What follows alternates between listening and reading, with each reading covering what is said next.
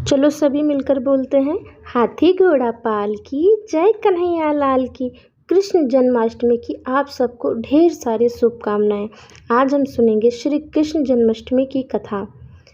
भाद्रपद कृष्ण पक्ष की अष्टमी को रात के 12 बजे मथुरा के राजा कंस की जेल में वासुदेव जी की पत्नी देवकी के गर्भ से 16 कलाओं से युक्त भगवान श्री कृष्ण का जन्म हुआ था।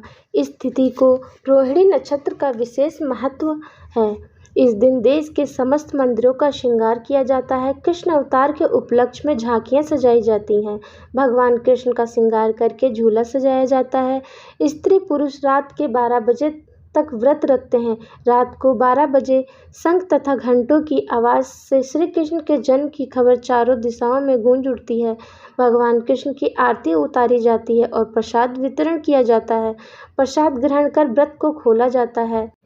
एक पौराणिक कथा के अनुसार द्वापर युग में पृथ्वी पर राक्षसों के अत्याचार बढ़ने लगे। पृथ्वी गाय का रूप धारण कर अपनी व्यथा सुनाने के लिए तथा अपने उद्धार के लिए ब्रह्मा जी के पास गई। ब्रह्मा जी सब देवताओं को साथ लेकर पृथ्वी को विष्णु के पास क्षीर सागर ले गए। उस समय भगवान विष्णु अनंत शैया पर शयन कर रहे थे। स्तुति करने पर भगवान की निद्रा भंग हो गई। भगवान ने ब्रह्मा एवं सब देवताओं को देखकर उनके आने का कारण पूछा तो पृथ्वी बोली, भगवान मैं पाप के बोझ से दबी जा रही हूँ, मेरा उद्धार कीजिए। यह सुनकर विष्णु बोले, मैं ब्रजमंडल में वासुदेव की पत्नी देवकी के गर्भ से जन्म लूँगा। तुम सब देवतागण ब्रजभूमि में जाकर यादव वंश में अपना शरीर धारण करो। इतना कहकर भगवान अंतर्ध्यान हो गए। इसके पश्चात देवता ब्रजमंडल में आकर यदुकुल में नंद, यशोदा तथा गोप गोपियों के रूप में पैदा हुए। द्वापर युग के अंत में मथुरा में उग्रसेन राजा राज्य करते थे। उग्रसेन के पुत्र का नाम कंस था। कंस ने उग्रसेन को बलपूर्वक सिंहासन से उतार कर जेल में डाल दिया और स्वयं राजा बन गया। कंस की बहन देवकी का विवाह यादव कुल में वासुदेव के साथ निश्चित हो गया। जब कंस देवकी को विदा कराने के लिए रथ के साथ जा रहा था तो आकाशवाणी हुई कि हे कंस, जिस देवकी को तू बड़े प्रेम से विदा कर रहा है उसका 8वां पुत्र तेरा संहार करेगा। आकाशवाणी की बात सुनकर कंस क्रोध से भरकर देवकी को मारने को तैयार हो गया।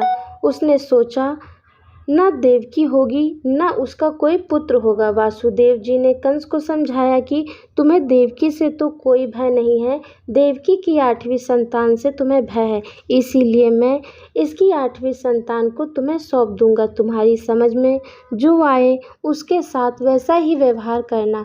कंस ने वासुदेव जी की बात स्वीकार कर ली और वासुदेव और देवकी को कारागार में बंद कर दिया।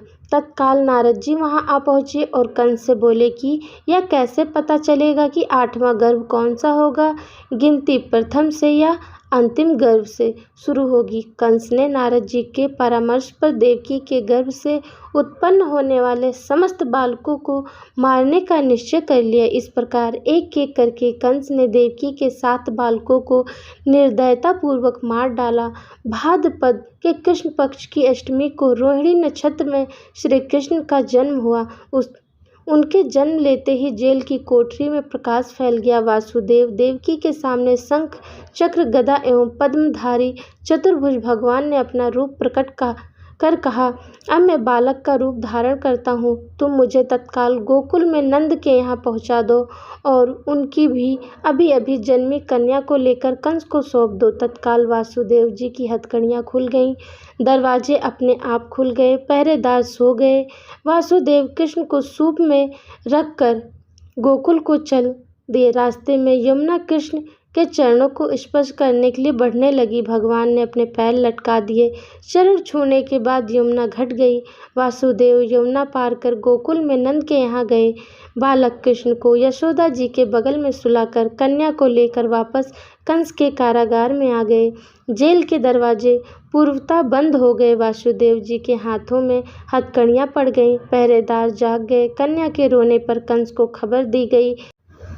कंस ने कारागार में आकर कन्या को लेकर पत्थर पर पटक कर मारना चाहा, परंतु वह कंस के हाथ से छूटकर आकाश में उड़ गई और देवी का रूप धारण कर बोली, हे कंस, मुझे मारने से क्या लाभ है? तेरा शत्रु तो गोकुल में पहुंच चुका है।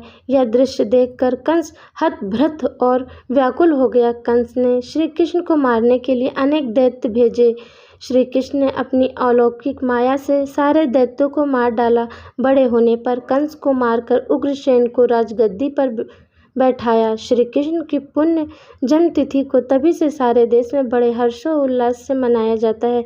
बोलो नटखट गोपाल की जय, श्री कृष्ण भगवान की जय।